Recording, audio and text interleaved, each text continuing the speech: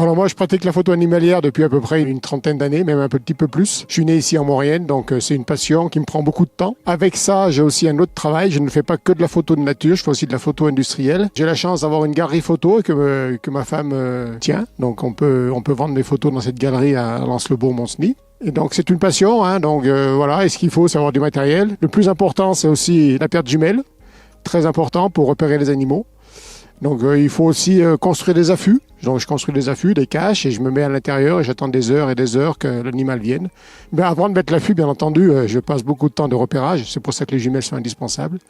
Comme ce matin, je suis parti faire des photos de chamois, j'en ai pas vu, mais j'ai fait des photos de gypaète barbu. C'est un vautour qui mange que des os et qui vit ici en Maurienne. Alors ici, nous sommes au Collet de la Madeleine, qui est situé entre Bessan et Valseny, Lens-le-Villard. Donc ici, pour faire les photos, il y a de tout, en fait. Il y a beaucoup d'oiseaux. Là, les migrateurs sont arrivés, hein, comme les malaplastrons ou les grives. Il y a aussi beaucoup de chamois. Donc les chamois, les petits viennent de naître. Donc quelques chamois qui vivent au-dessus de nous, en fait. Hein. Si on était venu un petit peu plus tôt dans la matinée, on aurait pu les voir. Il y a aussi les bouquetins, bien entendu. Hein, et depuis une quarantaine d'années, on a des cerfs et des biches, ce qui fait qu'on a une faune assez abondante. Bien sûr, l'aigle royal, les vautours fauves qui viennent aussi l'été, qui viennent à l'estive, on va dire. Hein, ils viennent au mois de mai jusqu'au mois d'octobre. Donc ça, c'est vraiment très important parce qu'ils viennent manger les carcasses des animaux qui sont morts, hein, par les tuer par les avalanches ou même par le loup, bien entendu. Il y a aussi quelques loups qui sont dans la vallée. Voilà, donc une faune relativement abondante. Ouais. Il y a pratiquement 1000 espèces de fleurs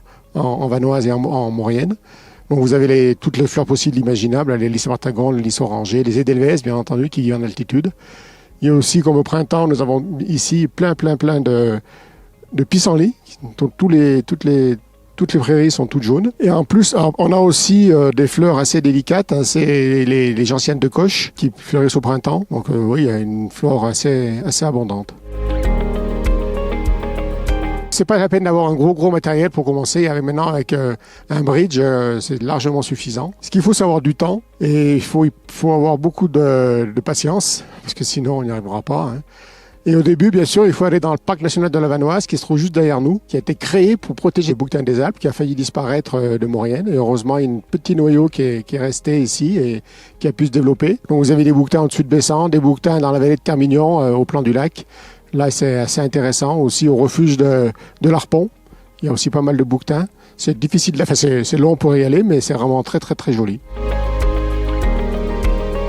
Déjà, une sérénité, hein, vraiment, on est tout le temps dans la nature, donc on n'a pas de bruit, on n'a pas de contact humain. Mais bon, les contacts humains, c'est bien aussi, bien entendu. Mais là, ici, si on veut vraiment de la tranquillité, faire de la photo animalière, c'est parfait. Même la photo de paysage, d'ailleurs.